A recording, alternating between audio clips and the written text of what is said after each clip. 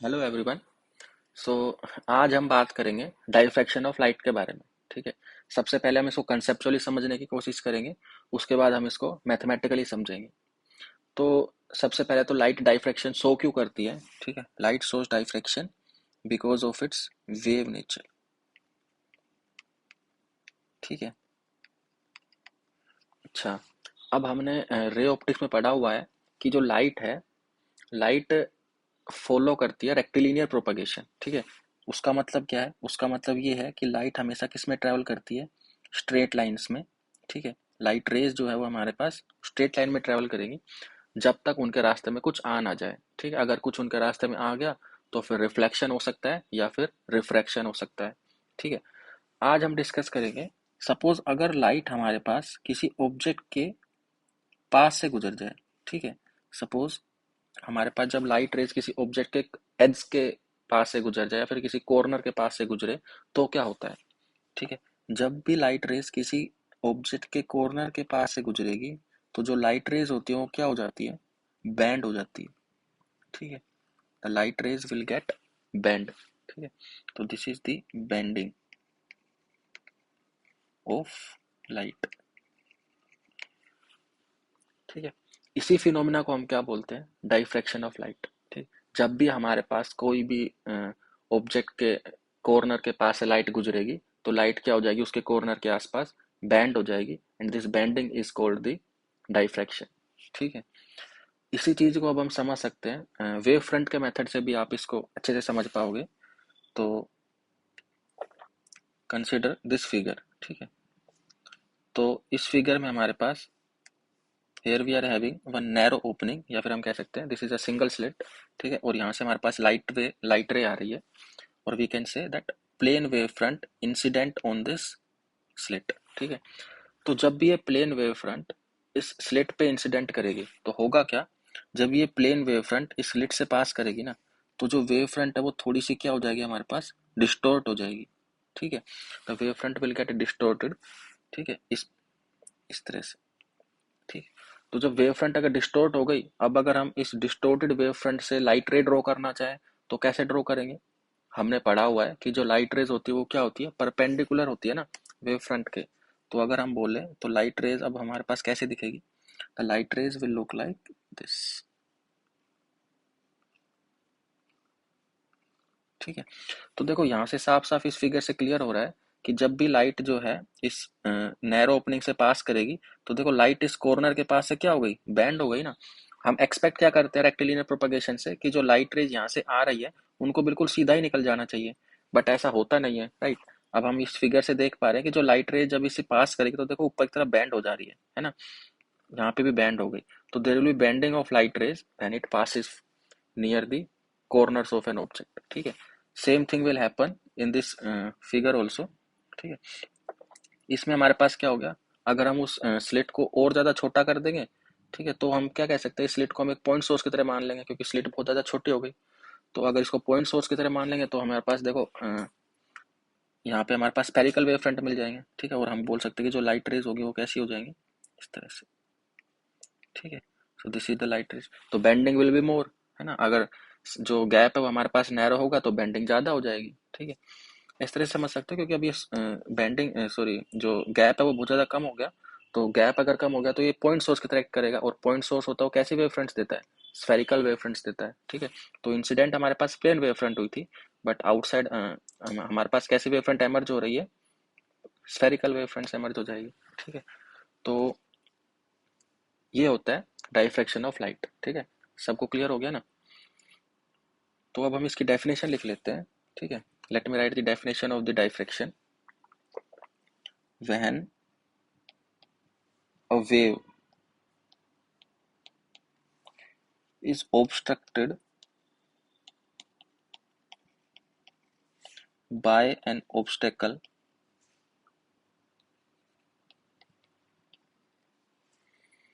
the rays bend around the corner। ठीक है। This phenomena, ठीक है, this bending of light near the corner of the obstacle, ठीक है. This phenomena is known as diffraction.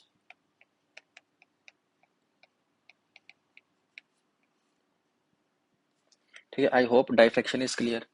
ठीक है, तो चलो इसी चीज को अब हम और अच्छे से समझने की कोशिश करते हैं. ठीक है, एक्सपेरिमेंटली. तो मान लेते हैं हम एक छोटा सा एक्सपेरिमेंट करते हैं. ठीक है, तो सपोज हमारे पास एक्सपेरिमेंट में हम क्या कर रहे हैं, हम एक सिंगल स्लिट लेके चल रहे हैं. ठीक है, और ये हमारे पास एक सिंगल स्लिट हो गई. ठीक है, यहाँ से हमारे पास ओपनिंग हो गई. ठीक है, यहाँ पे हम क्या रख देते हैं, एक सोर्स रख देते हैं एस. और this is our screen. So this is our screen. Okay, now अब हम एक्सपेक्ट क्या करते हैं कि जब हम इस यहाँ पे जब हम सोर्स रखेंगे, तो from rectilinear propagation of light what we expect is that कि जो लाइट रेज है वो सिर्फ इसी रीजन में पहुंचनी चाहिए, ए dash B dash.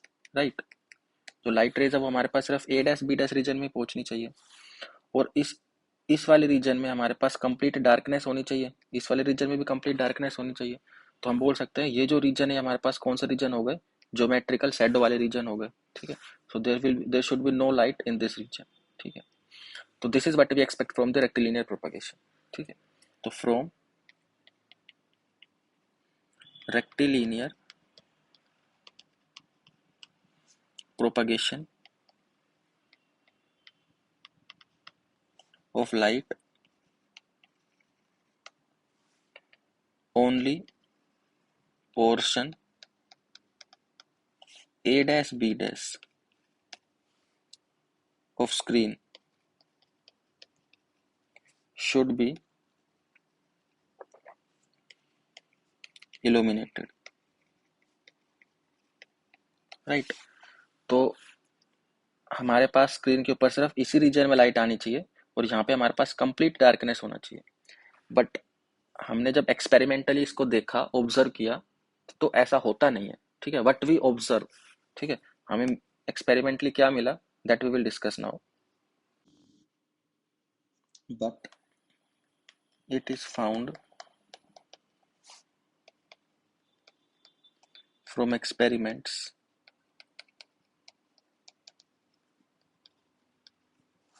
that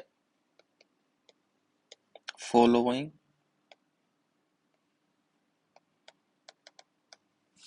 pattern of intensity on screen is obtained.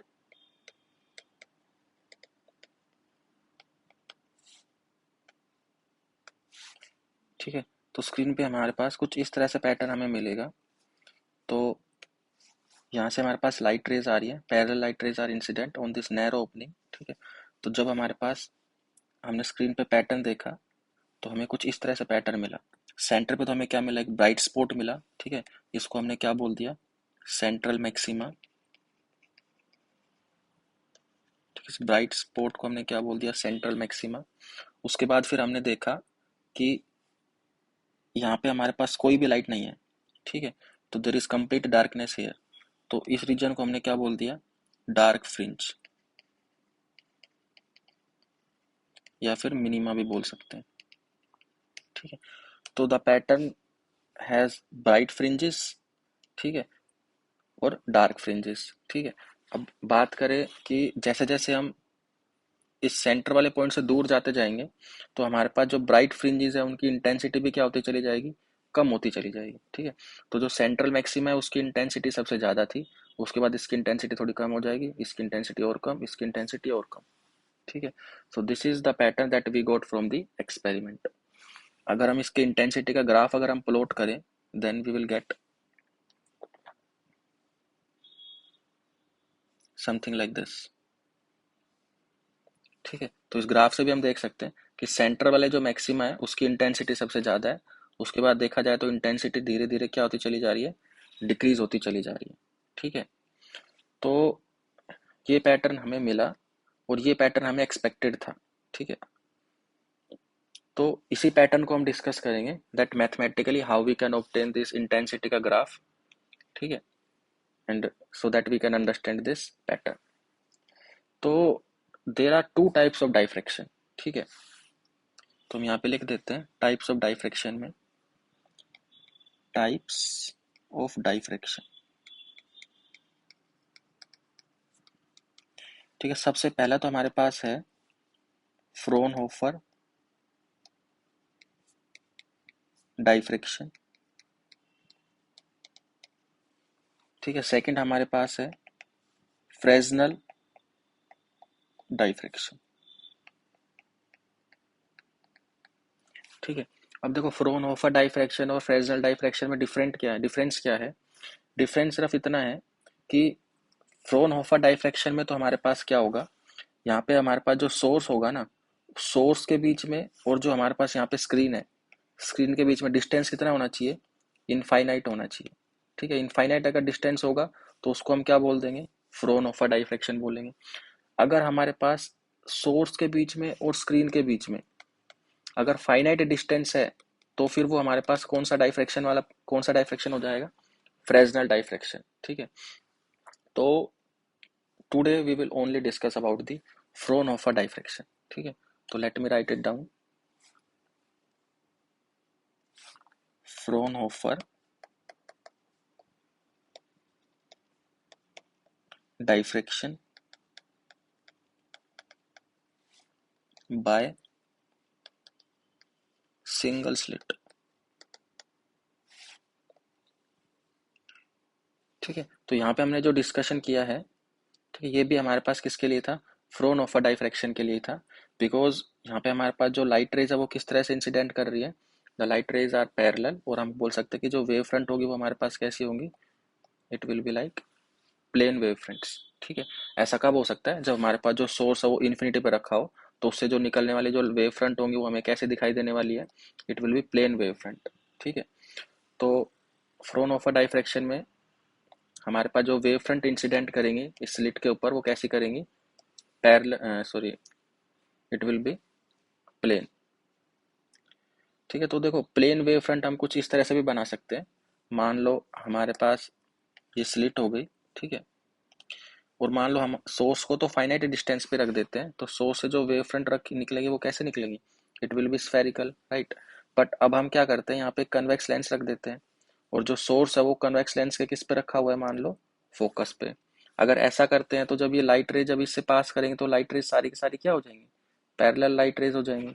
तो after passing through this lens the light raise will become parallel, और वी कैन से जो वेव फ्रंट होगी वो हमारे पास कैसी हो गई? अब प्लेन वेव फ्रंट हो गई, ठीक है। So this is how we can virtually place our source at infinite distance, ठीक है, to study this Fraunhofer diffraction by the single slit. Understood? So चलो इसी को डिस्कस करते हैं। तो सपोज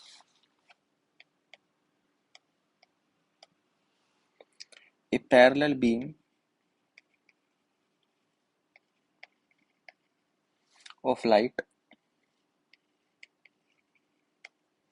is incident normally, ठीक है, नॉर्मली मतलब perpendicularly on slit of width b, ठीक है। तो let me make the diagram.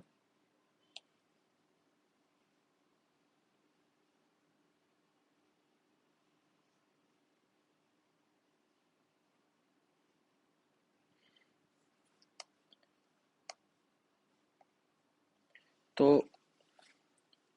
ये हमारे पास एक सिंगल स्लिट हो गई, ठीक है। यहाँ से हमारे पास पैरेलल लाइट रेज आ रही है, या फिर हम बोल सकते हैं plane wave fronts incident on this slit, ठीक है। तो देखो जब ये प्लेन वेव फ्रंट इस स्लिट पे इंसिडेंट करेंगी तो होगा क्या? तो मान लेते हैं कि हमारे पास प्लेन वेव फ्रंट आई और यहाँ पे क्या हो गई? इंसिडेंट कर गई, ठीक है। तो देखो पूरी की पूरी वेव फ्रंट तो अब इससे पास नहीं कर पाएंगे पूरी इस स्लिट से, है ना। तो इस वेव फ्रंट से सिर्फ कौन सा पार्ट पास कर पाएगा? ओनली दिस रीजन में जो इस वेव फ्रंट का जो पार्ट होगा वही रीजन, वही वाला जो पार्ट है, वही इस स्लिट से पास कर पाएगा, है ना। तो हम बोल सकते हैं this is the exposed part of plane wave front. ठीक है, फिर से एक्सप्लेन करते हैं। यहाँ से हमारे पास प्लेन वेव फ्रंट आ रही थी, जब वो प्लेन वेव फ्रंट इस स्लिट से पास करेंगी तो पूरी की पूरी वेव फ्रंट तो पास नहीं कर पाएगी, ओनली उस वेव फ्रंट का सिर्फ इतना ही पोर्शन पास कर पाएगा, है ना, जितनी स्लिट की विड्थ होगी। तो जो पोर्शन इसे पास कर पाएगा उसको हमने क्या बोल दिया, exposed part of the plane wave front. ठीक है, अब हम आते हैं हाइगन्स प्रिंसिपल के ऊपर। ठीक है, तो हाइगन्स प्रिंसिपल क्या कहता है। Now according to Huygens principle,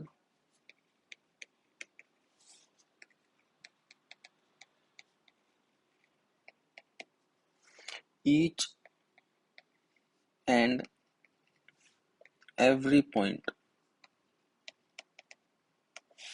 on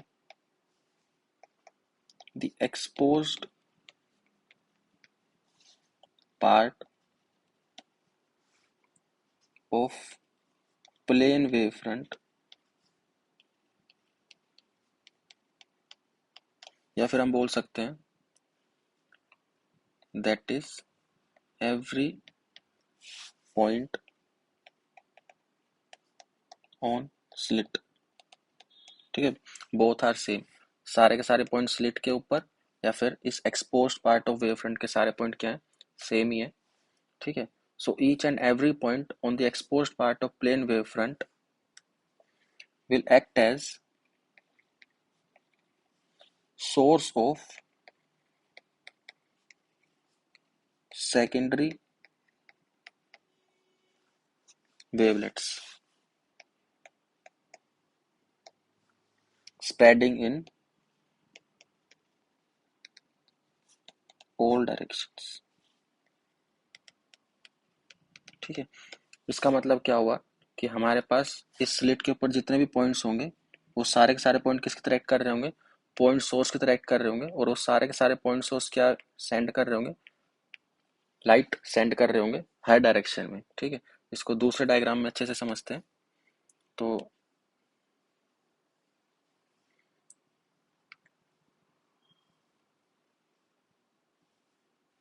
suppose this is our screen. ठीक है, सो ये हमारे पास स्क्रीन हो गई। तो इसके ऊपर हमारे पास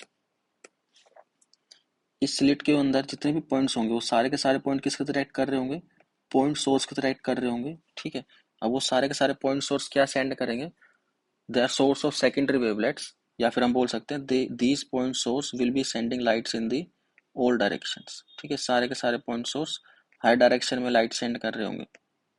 ठीक है, लाइट दिस। अब देखो इन सारे के सारे पॉइंट सोर्स से जो लाइट है वो हर डायरेक्शन में जा रही है, राइट। तो अगर हम कोई भी एक पॉइंट पी चूज करें स्क्रीन के ऊपर, तो इस पी पॉइंट के ऊपर हर पॉइंट सोर्स से लाइट आ रही होगी, right. So the light from each point will be reaching to this point P, और जो सारी की सारी लाइट रेज हैं वो सारी की सारी इस पॉइंट पी पे क्या करेंगी, इंटरफेयर करेगी, है ना। इंटरफेरेंस हम पढ़ चुके हैं, जब इन सारी की सारी लाइट रेज इस पी पॉइंट पे इंटरफेयर करेगी तो इस पॉइंट पी पे हम क्या कैलकुलेट कर सकते हैं, रिजल्टेंट इंटेंसिटी कैलकुलेट कर सकते हैं। ठीक है, so that interference eight this point P of all these points will give the resultant intensity on this screen। ठीक है, and if we calculate that mathematically we will get the plot like this। ठीक है, that we will do in a while। ठीक है, तो clear हो गया कि हमारे पास स्क्रीन के हमारे पास होने क्या वाला है। ठीक है, अकॉर्डिंग टू हाइगन्स प्रिंसिपल हर पॉइंट इस exposed part of this plane wavefront will act like a point source। ठीक है, या फिर हम बोल सकते हैं हर पॉइंट इस स्क्रीन इस स्लिट का किसकी तरह एक्ट करेगा, पॉइंट सोर्स की तरह एक्ट करेगा, और वो पॉइंट सोर्स क्या करेंगे, हर डायरेक्शन में लाइट सेंड करेंगे, राइट। और इस अगर हम स्क्रीन के ऊपर कोई भी एक पॉइंट पी चूज करते हैं तो उस पी पॉइंट पे हर पॉइंट से क्या आ रही होगी, लाइट आ रही होगी, और वो लाइट क्या करेगी, इंटरफेयर करेगी, और हमें इस पी पॉइंट पे क्या मिलेगी, रिजल्टेंट इंटेंसिटी मिलेगी। तो कुछ पॉइंट पे इंटेंसिटी मैक्सिमम होगी और कुछ पॉइंट पे इंटेंसिटी क्या होगी, जीरो होगी। That depends on the path difference, ठीक है, eight that point between the waves, ठीक है। तो let me draw one more diagram, ठीक है। So this is our diagram. तो इस डायग्राम में क्लियर हो जाएगा सब, ठीक है, what I am talking about. That अगर हम कोई भी एक पॉइंट पी कंसिडर करते हैं स्क्रीन के ऊपर, तो यहाँ पे हमारे पास स्लिट के ऊपर क्या है, डिफरेंट डिफरेंट पॉइंट्स है, और ये सारे के सारे पॉइंट्स किसकी तरह एक्ट कर रहे हैं, पॉइंट सोर्स की वजह से, पॉइंट सोर्स की तरह काम कर रहे हैं। और इन सारे के सारे पॉइंट सोर्स से जो लाइट है वो किस पॉइंट पे जाके रीच हो रही है, पी पॉइंट पे, ठीक है, to give the interference pattern at that point P, ठीक है। अब हम मान के चलते हैं, ठीक है, सपोज जो स्लिट की जो विड्थ है वो तो हमारे पास कितनी है, the slit width is B, ठीक है। सो हाफ जो डिस्टेंस हो गया वो हमारे पास कितना हो गया, b/2, और नीचे वाला भी कितना हो गया, b/2, ठीक है। अब हमारे पास जो दूसरा अप्रोक्सीमेशन है वो हमारे पास है, that under the approximation, under the approximation d greater than b, ठीक है। हमारे पास जो d है वो हमारे पास स्लिट विड्थ से बहुत ही ज़्यादा है। अगर हम ये अप्रोक्सीमेशन लेके चलते हैं तो हम कह सकते हैं कि जो भी हमारे पास रेज आ रही है पी पॉइंट पे from all of these sources, वो सारी की सारी रेज कैसी है, पैरेलल, ठीक है। तो ये सेम हमने किस में भी अप्लाई किया था, इंटरफेरेंस वाले पैटर्न में भी अप्लाई किया था, बट उस केस में हमारे पास सिर्फ दो स्लिट थी। इस वाले केस में हमारे पास ऐसे बोल सकते हैं that there are infinitely many points, ठीक है। तो हम बोल सकते हैं under this approximation D greater than B, all these rays from each source are nearly parallel,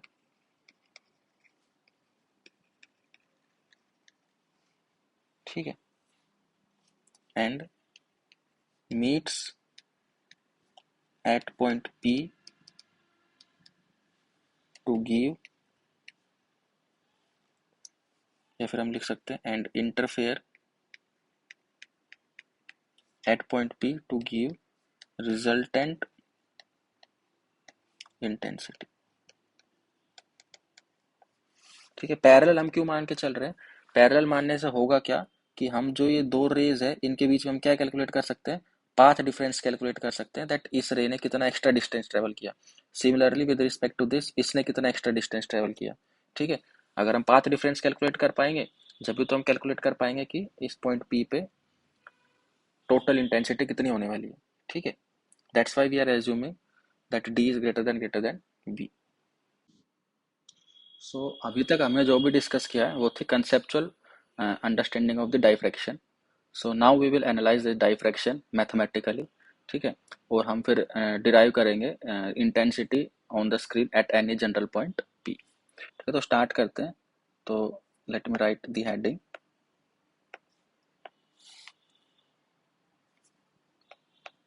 analysis of diffraction pattern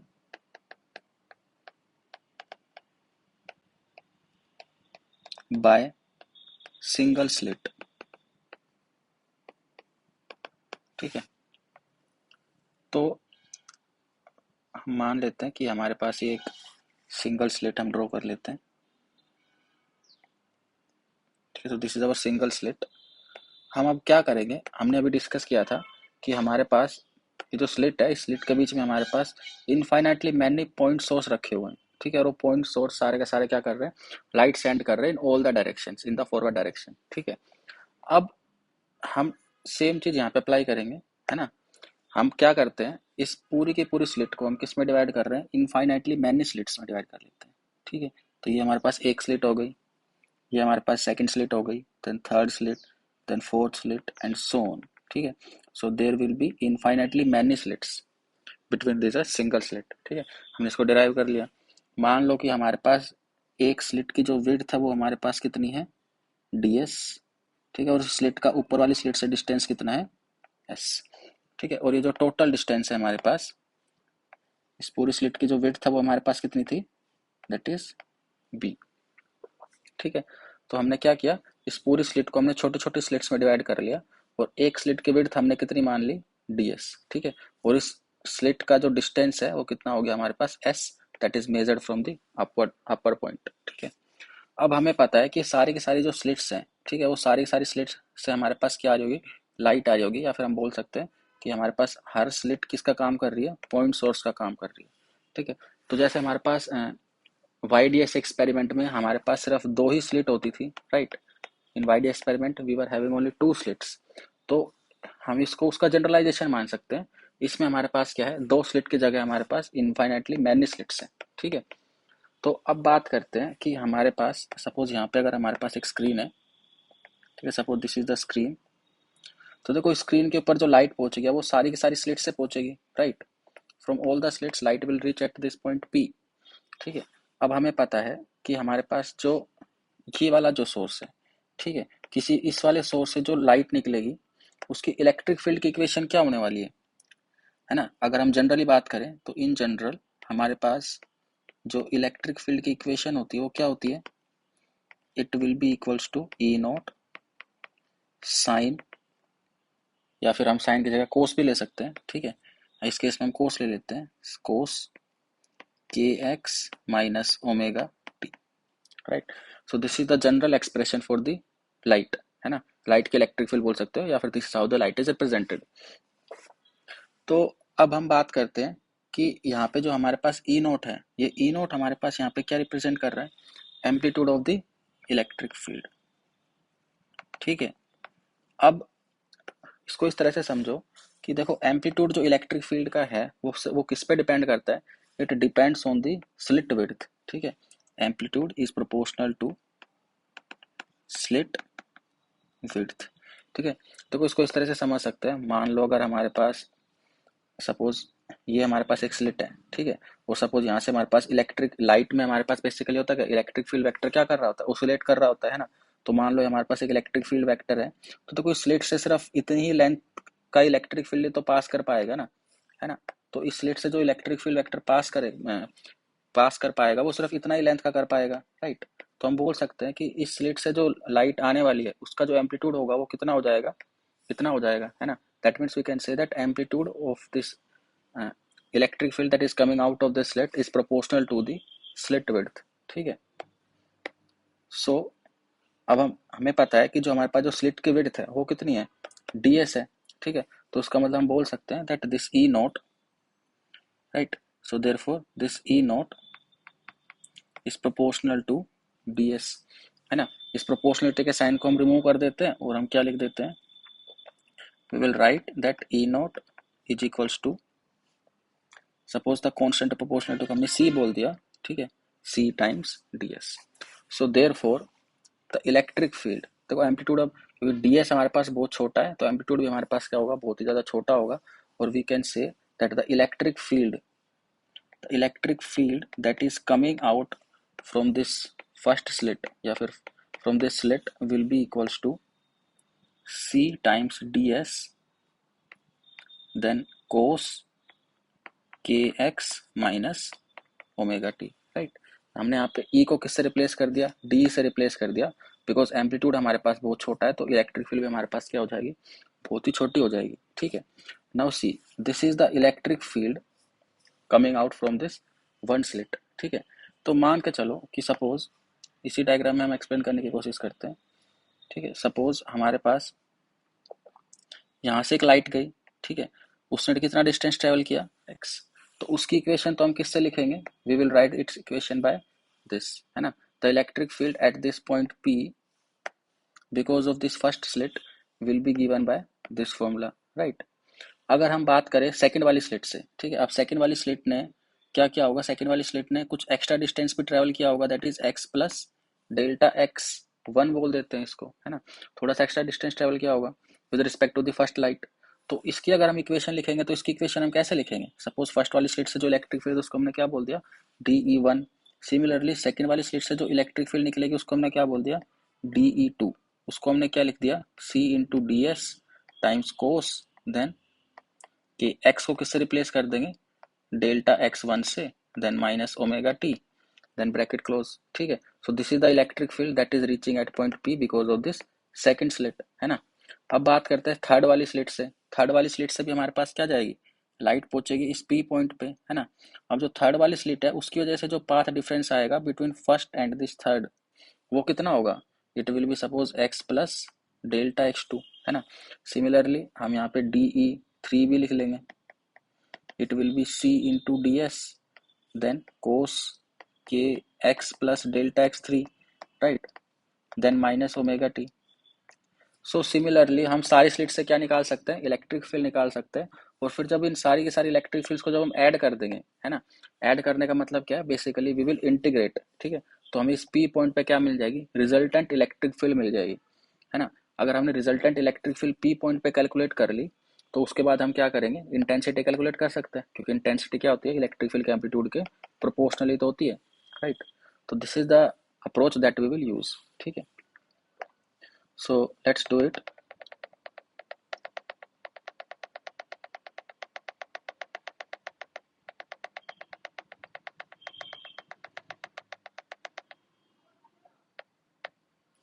तो अभी हम क्या करते हैं, ठीक है, इस डायग्राम को दोबारा से ड्रॉ कर लेते हैं। So let me draw the diagram again.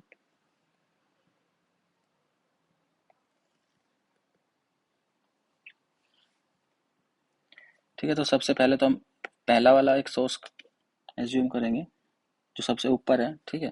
तो this is our first source, ठीक है। हर सोर्स की जो विड्थ है वो हमारे पास कितनी है, ds, ठीक है। तो ये फर्स्ट वाला सोर्स है, ठीक है। एक हम सोर्स कंसिडर करेंगे किसी जनरल पॉइंट पे, तो this is our source at some distance s, ठीक है। और इस सोर्स की जो विड्थ है वो हमारे पास कितनी है, ds, ठीक है। तो हमारे पास सबसे पहले तो हम बात कर लेते हैं, ठीक है, इस वाले सोर्स से जो लाइट पहुंचेगी एट पॉइंट P, ठीक है, this is our point P, ठीक है। उसने कितना डिस्टेंस ट्रेवल किया, सपोज x, ठीक है। सिमिलरली इस वाले सोर्स से जो लाइट इस पॉइंट P पे पहुंचेगी, उसने कितना डिस्टेंस ट्रेवल किया होगा, it will B x plus delta x, right. तो यहाँ तक कोई डाउट नहीं है, ठीक है। अब उसके बाद अब हम क्या करते हैं, हमने तो पहले ही बोला था कि जो लाइट इन दोनों पॉइंट सोर्स से निकलेगी और जो पी पॉइंट पे पहुंचेगी, वो दोनों रेस क्या होने वाली है, पैरेलल होने वाली है ना। Because we assume that the distance, this D capital D distance is greater than this total distance b, ठीक है। तो अब बात करते हैं, सपोज अगर हमारे पास ये एंगल थीटा है, तो ये एंगल भी कितना होगा भाई, थीटा, है ना, क्योंकि हमने दोनों को क्या माना है, पैरेलल माना है, ठीक है। अब दोनों के बीच में जो पाथ डिफरेंस होगा वो कितना होने वाला है, path difference can be calculated, यहाँ से हम एक परपेंडिकुलर डाल देते हैं, ठीक है। So this is our perpendicular, ठीक है। तो देखो, तो जो पाथ डिफरेंस होगा वो कितना हो जाएगा, the path difference will be equals to this, this is our delta x, ठीक है। तो जो हमारे पास जो सेकंड वाली रे है, इसने एक्स्ट्रा कितना डिस्टेंस ट्रेवल किया, इतना एक्स्ट्रा डिस्टेंस ट्रेवल किया, क्योंकि दोनों के दोनों पैरेलल हैं, ठीक है। So this is the extra distance travel by this रे, हमें ये कैलकुलेट करना है, ठीक है। तो कैलकुलेट कैसे करेंगे, देखो अगर ये एंगल थीटा है, तो ये वाला एंगल कितना हो जाएगा, 90 माइनस थीटा, है ना। और ये 90 एंगल है, तो इसका मतलब ये वाला एंगल कितना हो जाएगा, थीटा। तो इस वाले एंगल को हमने क्या बोल दिया, this is also equals to theta, ठीक है। तो इसको अलग से बना लेते हैं यहाँ पे, ठीक है। We are drawing this triangle here, ठीक है। तो ये जो डिस्टेंस है ये हमारे पास डेल्टा एक्स है, let me draw it again,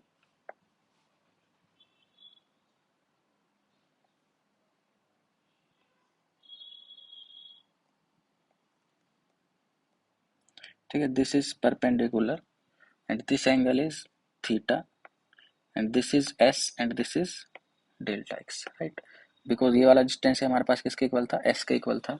तो क्या इससे हम बोल सकते हैं कि जो हमारे पास डेल्टा एक्स होगा वो कितना होगा, it will be equals to S times sine theta, ठीक है। So this is important result that delta x will be equals to S sine theta, ठीक है। तो अगर हमें किसी भी रे के बीच में पाथ डिफरेंस निकालना है, तो हम इस वाले फॉर्मूले से कैलकुलेट कर सकते हैं, ठीक है। क्योंकि हर पॉइंट के लिए जो एस होगा वो क्या होगा, डिफरेंट डिफरेंट होगा, तो डेल्टा एक्स भी क्या हो जाएगा, डिफरेंट। अब हम बात करते हैं कि इस पी पॉइंट पे, ठीक है, इस पी पॉइंट पे इलेक्ट्रिक फील्ड कैलकुलेट कर लेते हैं बिकॉज ऑफ दिस सोर्स। ठीक है, ये वाला जो सोर्स है इस पॉइंट पी पे कितनी इलेक्ट्रिक फील्ड क्रिएट कर रहा होगा। ठीक है, that will be given bye, ठीक है, तो let me right, consider electric field at point P from a source at a distance S of slit width ds। ठीक है, will be de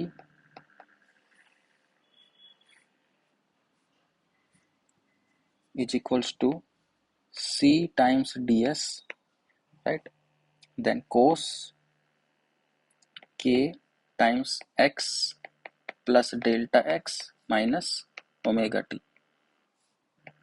ठीक है, बिकॉज ये वाली जो लाइट रे है, इस वाले सोर्स से जो लाइट जा रही है उसने कितना डिस्टेंस ट्रेवल किया है, x plus delta x distance travel किया, तो we are writing x plus delta x. ठीक है, so this is the electric field at this point P। सो अगर हमें P पॉइंट पर टोटल इलेक्ट्रिक फील्ड चाहिए तो हम इसको क्या कर देंगे, इंटीग्रेट कर देंगे।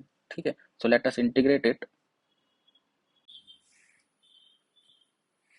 तो इंटीग्रेशन से पहले हम क्या करते हैं, हम इस डेल्टा एक्स की वैल्यू क्या कर देंगे, रख देते हैं यहाँ पे। ठीक है, बिकॉज देखो इंटीग्रेशन जो होगा वो हमारे पास ds के रिस्पेक्ट में होगा, तो हम इस डेल्टा एक्स को भी किसके फॉर्म में रख देते हैं, s की फॉर्म में रख देते हैं using this formula, so that we can integrate it easily.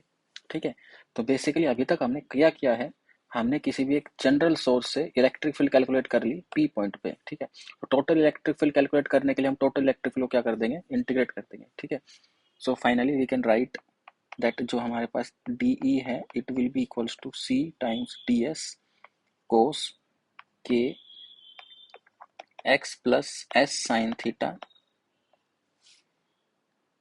Minus omega t. ठीक है, इसको थोड़ा सा और सिंप्लीफाई कर लेते हैं, DE will be equals to C times DS then cos k x minus omega t then plus k times S sine theta, या फिर S times k sine theta. ठीक है, now we will integrate both side. ठीक है, so to get net electric field at P is E equals to integration of this DE, and it will be equals to integration of C times cos kx minus omega t plus s sin theta plus s times k sin theta then ds। Okay, अब integration हमारे पास यहाँ पे with respect to ds हो रहा है, तो limit भी हमारे पास किसकी होनी चाहिए, s की होनी चाहिए, और s हमारे पास कहाँ से कहाँ जाएगा, s will go from 0 to s is equals to b, क्योंकि हमारे पास जो स्लिट की जो विड्थ है वो हमारे पास कितनी है, it will be equals to b। ठीक है, so integration will be done from 0 to b, तो इसको इंटीग्रेट कर देते हैं, so e will be equals to, तो देखो c तो हमारे पास कांस्टेंट है, so it will come out of the integration, then cos का जो इंटीग्रेशन होगा वो हमारे पास कितना होगा, इट विल बी साइन, तो साइन अंदर हमारे पास ब्रैकेट में रहेगा k x minus omega t plus s times k sine theta. Okay, then we will divide, देखो इंटीग्रेशन यहाँ पे हमारे पास किसके रिस्पेक्ट में हो रहा है, एस के रिस्पेक्ट में हो रहा है, तो with respect to S this term is constant. ठीक है, तो ये सारा हमारे पास क्या है, कांस्टेंट, तो इंटीग्रेशन कोस का तो कितना हो गया, साइन, अब जो एस का जो कोफिशिएंट है उससे हमें क्या भी करना पड़ेगा, डिवाइड भी करना पड़ेगा, that means we have to divide it by k sine theta. ठीक है, then we have to put the limit which will be from 0 to p। ठीक है, तो Now we will put the limit. It will be times c. It will be c upon k sin theta. Then we will go by putting the limit. So अब हम limit रखेंगे तो हमें क्या करना पड़ेगा, upper limit minus lower limit. तो upper limit रखेंगे साइन के x minus omega t plus S की जगह में क्या रखना पहले बी, तो B times k sine theta. ठीक है, ब्रैकेट बंद. देन हमारे पास आएगा माइनस का साइन के एक्स माइनस ओमेगा टी. ठीक है, अब जब तुम बी की जगह जीरो रखेंगे, सॉरी एस की जगह जब जीरो रखेंगे तो ये वाली टर्म तो खत्म हो जाएगी. ठीक है, सो अभी इसको और भी सिंप्लीफाई कर सकते हैं. We can simplify it using C and D formula. Okay, so we know that हमारे पास जो sine C minus sine D होता है वो हमारे पास कितना होता है, it will be 2 times of sine C minus D by 2 times cos C plus D by 2. ठीक है, तो इसको ऊपर अप्लाई कर देते हैं. सो हमारे पास जो इलेक्ट्रिक फील्ड होगी वो कितनी आ जाएगी, it will be C divided by k sine theta. ठीक है, टाइम्स, ठीक है ब्रैकेट लगा देते हैं. देन 2 टाइम्स, पहले तो साइन सी माइनस डी करना है ना. तो जब सी माइनस डी करेंगे मतलब इसको इसमें से माइनस करना पड़ेगा. तो k x minus omega t तो कैंसिल हो जाएगा. तो हमारे पास सिर्फ क्या बच जाएगा, we will left with k times b sine theta divided by 2. ठीक है, क्योंकि यहाँ पे हमारे पास 2 से डिवाइड भी करना है. देन नेक्स्ट टर्म में हमारे पास क्या आएगा, कोस.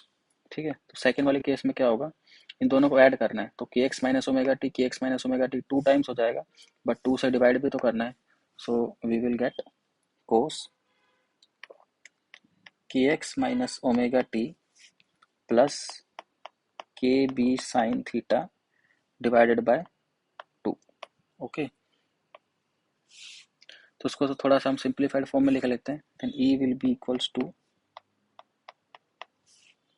2c divided by k sin theta. Okay, then sin kb sin theta divided by 2. Okay, then cos kx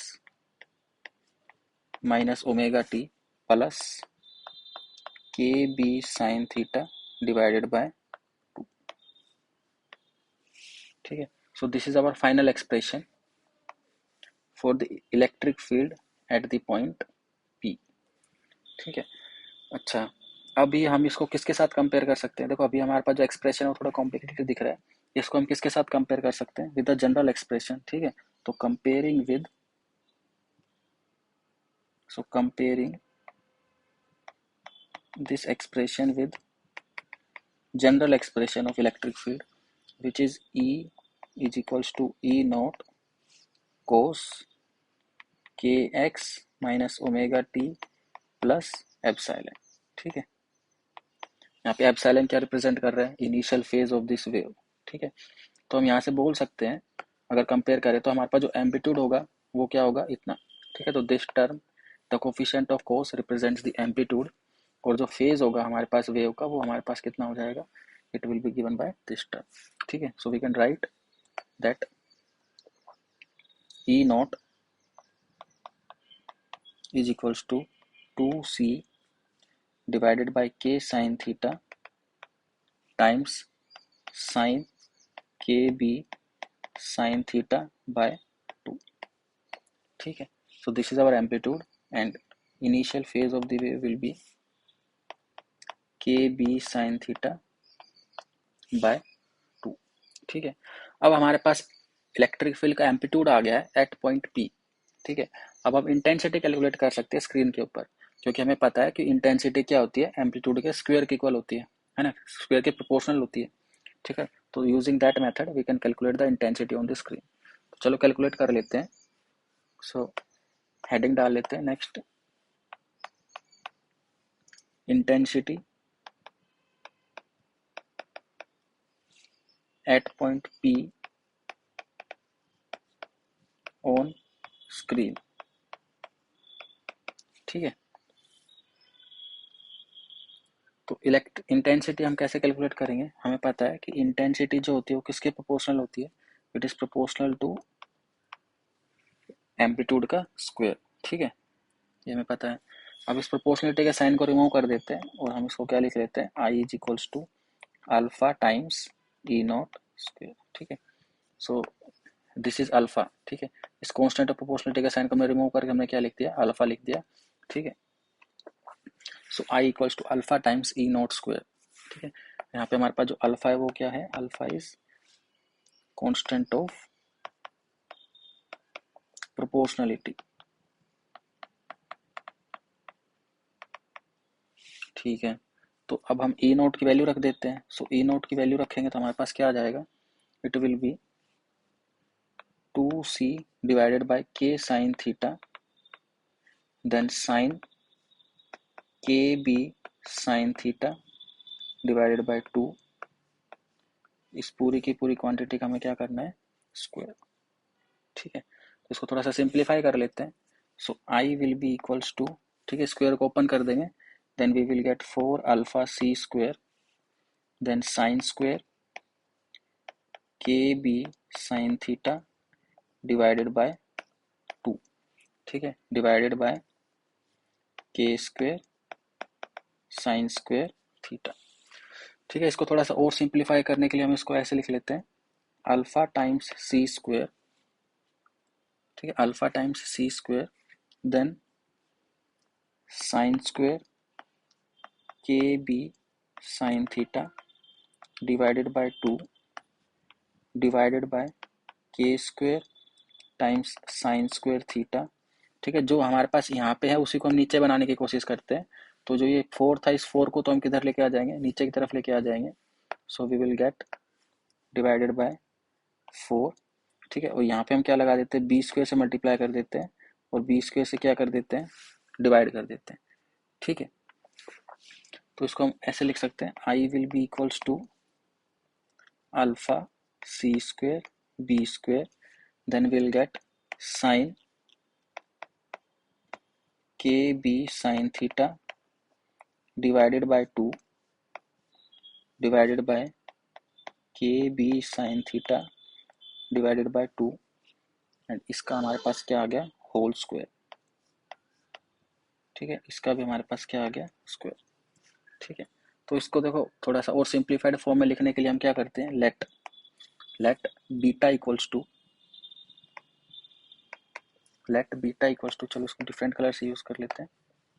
ठीक है, लेट बीटा इक्वल्स टू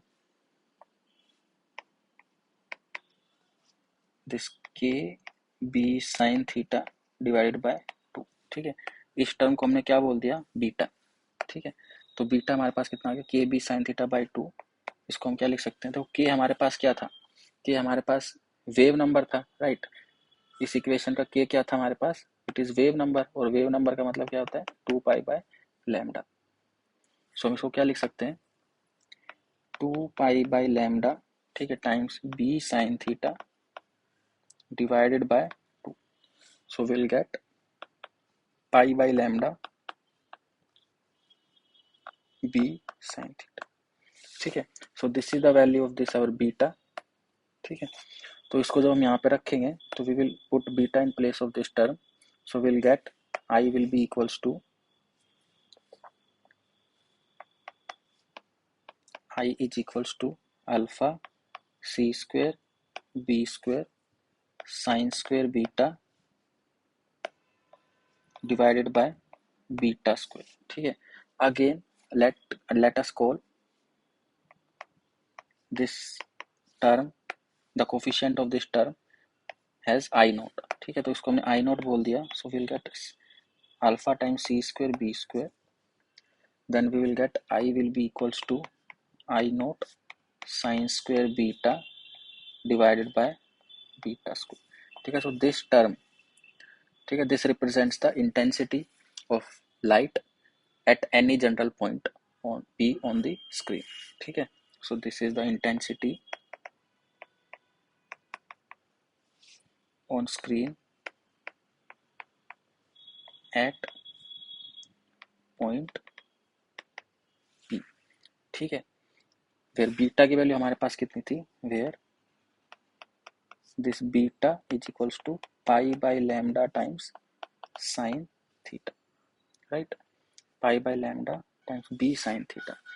ठीक है, तो अगर हम बात करें, अगर हमें किसी भी पॉइंट पे अगर हमें इंटेंसिटी निकालनी है तो कैसे निकालेंगे, दैट मीन्स सपोज ये हमारे पास सिंगल स्लिट है, ठीक है, this is our screen, this is the mid point, ठीक है, अगर ये हमारे पास क्या होगी, स्लिट की विड्थ हो गई बी, ठीक है, सपोज अगर हमें इस पॉइंट पी पे हमें क्या निकालनी है, इंटेंसिटी निकालनी है, तो इंटेंसिटी कैसे निकालेंगे, सबसे पहले तो हमें इस पॉइंट पी का क्या पता होना चाहिए, एंगुलर पोजीशन पता होना चाहिए, क्योंकि इसी को हमने थीटा बोला था, राइट, और theta is measured with the horizontal, है ना, यहाँ पे हमने थीटा किसके साथ मेजर किया है, हॉरिजॉन्टल के साथ मेजर किया है, ठीक है, तो theta represents the angular position of this point P, ठीक है, तो अगर हम पी पॉइंट पे इंटेंसिटी निकालनी है तो सबसे पहले तो हमें थीटा पता होना चाहिए, थीटा पता होगा तो हमें क्या पता लग जाएगा, बीटा, और बीटा पता होगा तो हम क्या कैलकुलेट कर सकते हैं, इंटेंसिटी कैलकुलेट कर सकते हैं, ठीक है।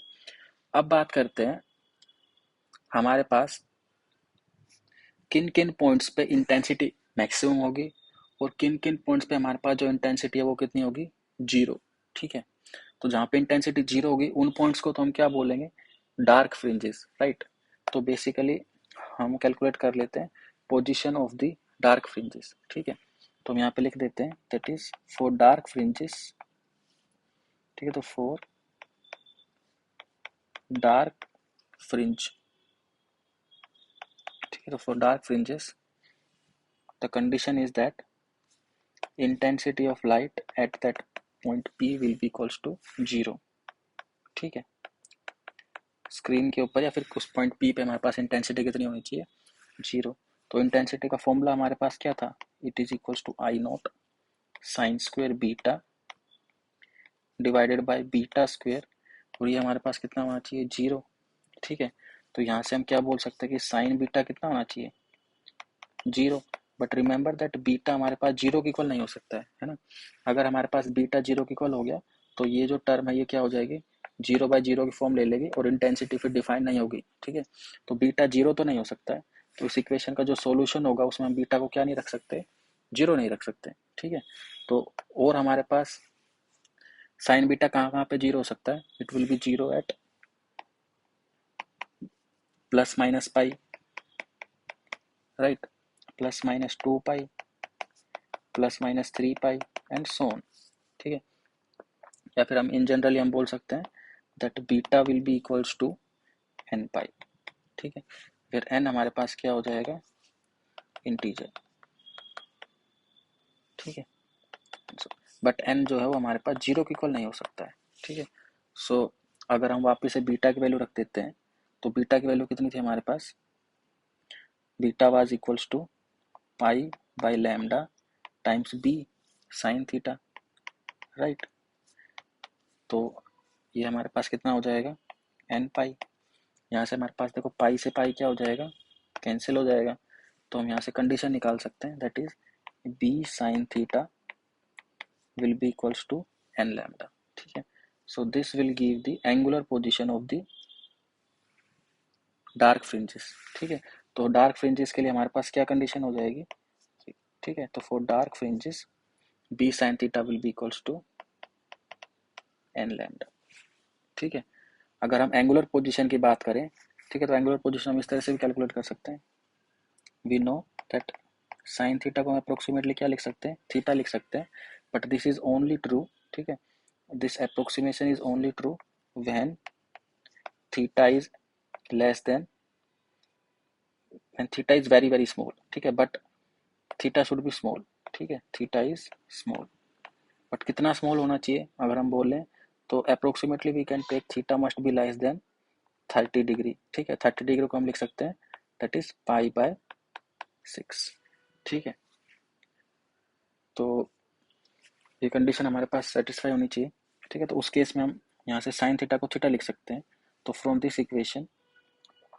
साइन थीटा हमारे पास कितना था, एन लैम्डा बाय बी, इसको हम क्या लिख लेते हैं, theta, and it is equals to n lambda by b, ठीक है, इसको हम थीटा के सब्सक्रिप्ट में एन लगा देते हैं, ये एन क्या रिप्रेजेंट करेगा, the position of nth dark fringe, ठीक है, angular position of the nth dark fringe. ठीक है, इसको अगर हम एक्सपेंड करके लिखना चाहते हो क्या लिख सकते हैं, plus minus lambda by b plus minus 2 lambda by b and so on. ठीक है, so this represents the angular position of the dark fringes. ठीक है, तो यहाँ से हमें पता लगता है कि स्क्रीन के ऊपर कुछ ऐसे पॉइंट्स भी होंगे जहाँ पे इंटेंसिटी ऑफ लाइट कितनी होने वाली है, 0, मतलब उन पॉइंट्स पे लाइट बिल्कुल भी नहीं पहुंचेगी। ठीक है, अब बात कर लेते हैं, हमने यहाँ पे बीटा को 0 नहीं लिया था, राइट। इस केस में हमने बोला था कि बीटा 0 नहीं हो सकता है। ठीक है, but what happens when beta tends to 0, so let us solve that also. ठीक है, and when beta tends to 0, then intensity on screen will be, ठीक है, उस पॉइंट पे हमारे पास जो इंटेंसिटी होगी वो हमारे पास कितनी हो जाएगी, it will be equals to I not then limit beta tends to 0 sine beta divided by beta. ठीक है, इसका होल स्क्वायर। तो we know that sine beta upon beta limit beta tends to 0 will give 1, so we will get I naught। ठीक है, that means we can say when beta is equals to 0, that means intensity will be maximum at that point। ठीक है, अगर हमारे पास beta 0 होगा that means at that point हमारे पास जो थीटा है वो भी कितना होने वाला है, 0। ठीक है, क्योंकि बीटा हमारे पास कितना था, beta will be equals to pi by lambda b sine theta. तो अगर बीटा 0 तो थीटा भी कितना हो गया, 0। इसका मतलब जो हमारे पास सेंटर वाला पॉइंट होगा, उस सेंटर वाले पॉइंट पर जो इंटेंसिटी होगी लाइट की वो क्या होने वाली है, इट विल बी मैक्सिमम। ठीक है, तो अगर हम अब इंटेंसिटी का ग्राफ बनाएं स्क्रीन के ऊपर कैसा दिखेगा, ठीक है, तो इंटेंसिटी को हम प्लॉट कर सकते हैं। ठीक है, we have this formula, so we can plot the intensity. So let us plot it. So intensity on the screen will look like this।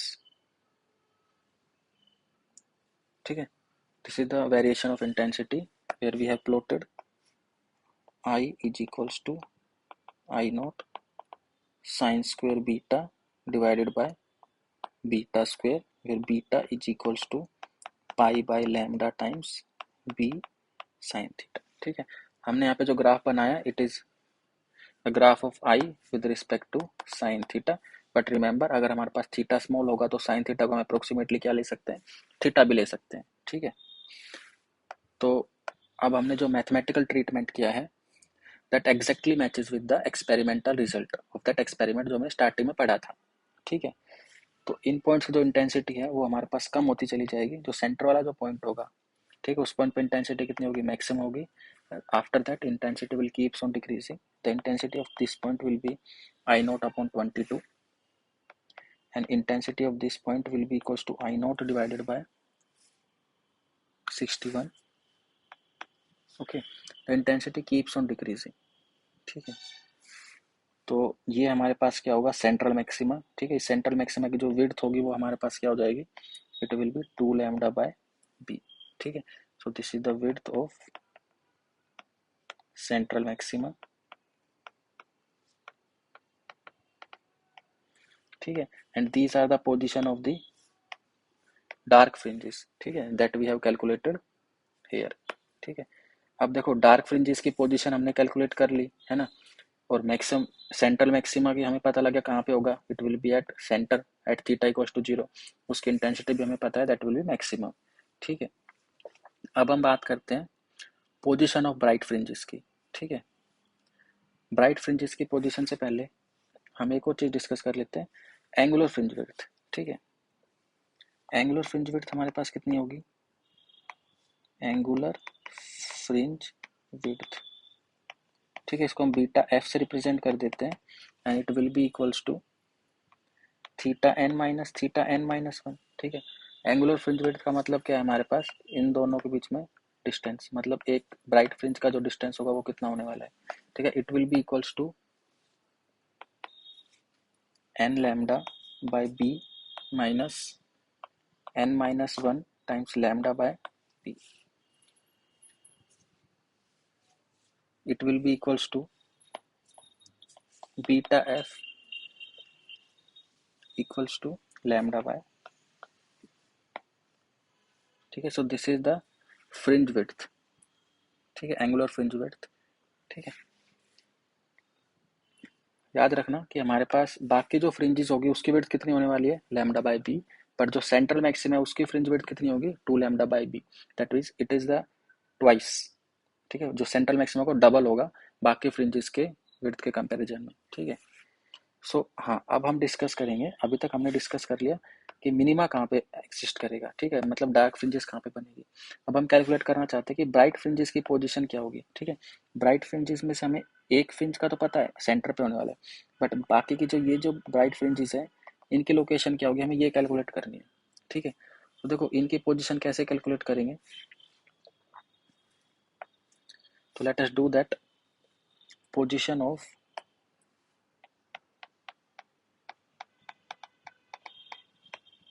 Position of bright fringe, ठीक है. ब्राइट फ्रिंजेस की position कैसे calculate करेंगे, देखो bright fringe के लिए हमारे पास condition क्या होनी चाहिए, इंटेंसिटी जो है वो हमारे पास क्या होनी चाहिए, मैक्सिमम होनी चाहिए, है ना.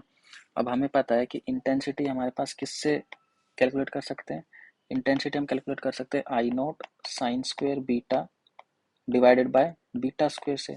अगर हमें किसी भी फंक्शन का मैक्सिमा या फिर मिनिमा निकालना होता है तो हम क्या करते हैं, उस फंक्शन को डिफरेंशिएट करके जीरो की इक्वल पुट कर देते हैं. तो यहाँ पे भी हम क्या करना चाहते हैं, इंटेंसिटी कैलकुलेट करना चाहते हैं, राइट, जो कि हमारे पास क्या हो, मैक्सिमम हो.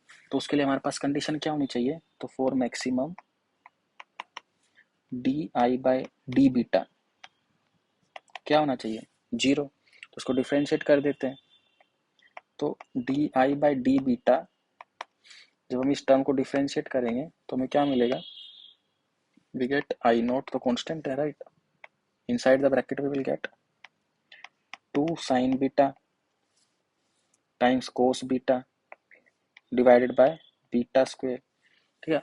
तो देखो हम प्रोडक्ट रूल अप्लाई कर रहे हैं, सबसे पहले तो इसको डिफरेंशिएट करेंगे, this function will remain as it is, ठीक है. Then we will take this function as it is and differentiation of this, so we will get minus का 2 sine square beta divided by beta cube and it will be equals to 0, ठीक है.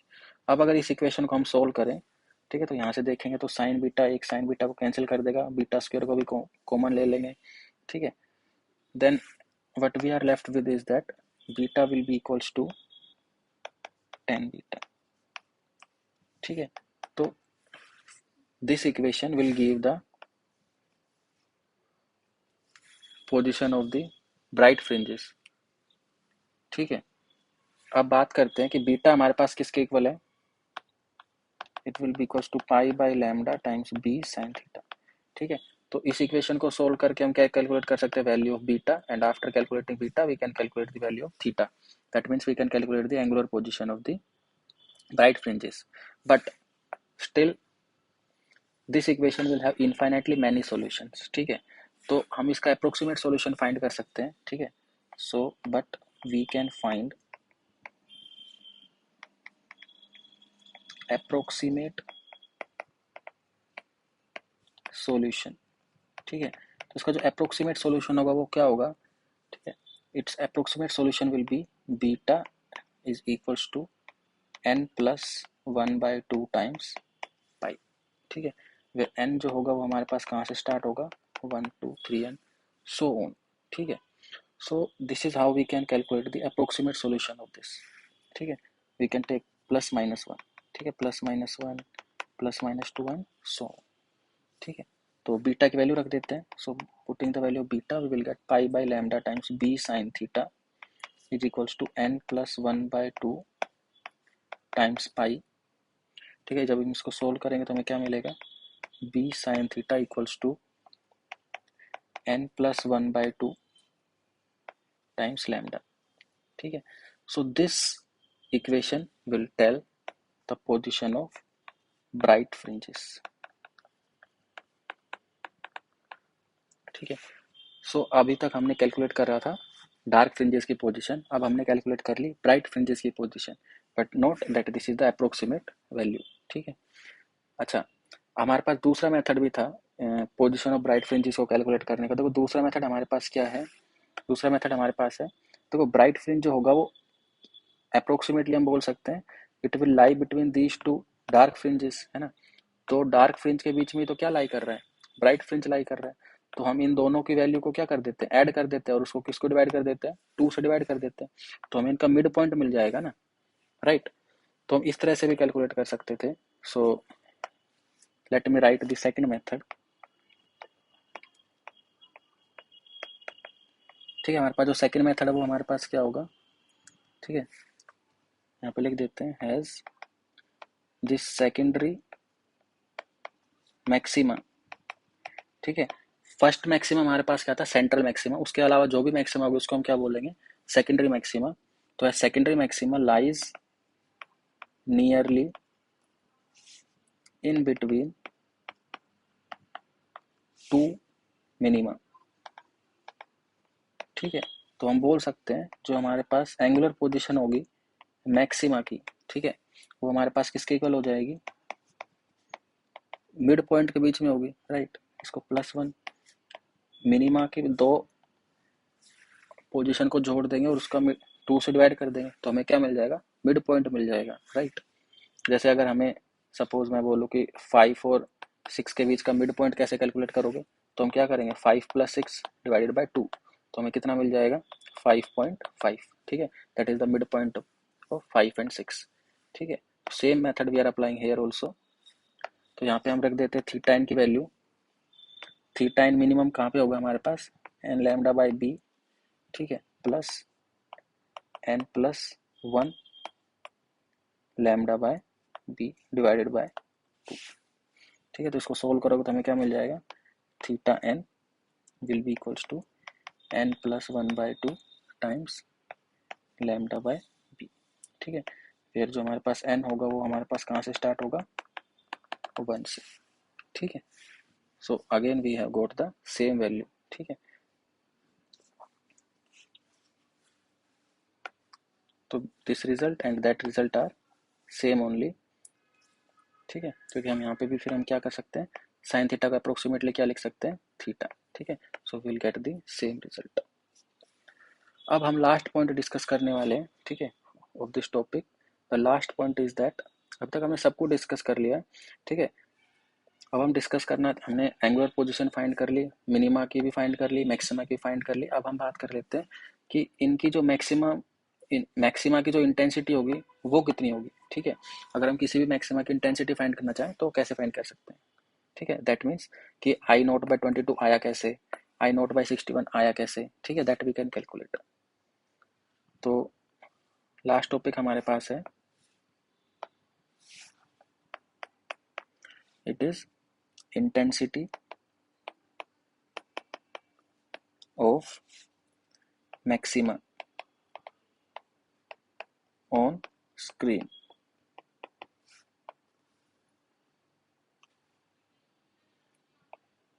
तो देखो intensity का जो formula था वो हमारे पास कितना था, it is equals to I0 sine square beta divided by beta square, right. और फॉर मैक्सिमा हमें पता है कि जो बीटा होगा वो कितना होना चाहिए, it must be equals to n+1/2 times pi, right. तो इसकी वैल्यू रख देते हैं, I will be equals to I0 then sine n+1/2 times pi, right, divided by n+1/2 times pi and इसका स्क्वायर। ठीक है, अगर हम देखें तो देखो ये जो टर्म है ये तो हमारे पास कितनी हो जाएगी, 1, क्योंकि दिस इज लाइक अगर एक बार हम n को क्या रखेंगे, 1 रखोगे देन 2 रखोगे, राइट। तो it will be like sine π/2 sine 3π/2, और उसका जब स्क्वायर करेंगे तो हमें क्या मिलेगा, 1 ही मिल जाएगा, right. So we will get I0 divided by n+1/2 times pi का होल स्क्वायर। ठीक है, इसको हम इस तरह से भी लिख सकते हैं, I will be equals to 2 divided by 2n+1, ठीक है, टाइम्स पाई इसका होल स्क्वायर टाइम्स I0। ठीक है, तो अगर हम फर्स्ट सेकेंडरी मैक्सिमा की बात करें तो फर्स्ट सेकेंडरी मैक्सिमा के लिए हमारे पास n कितना हो जाएगा 1।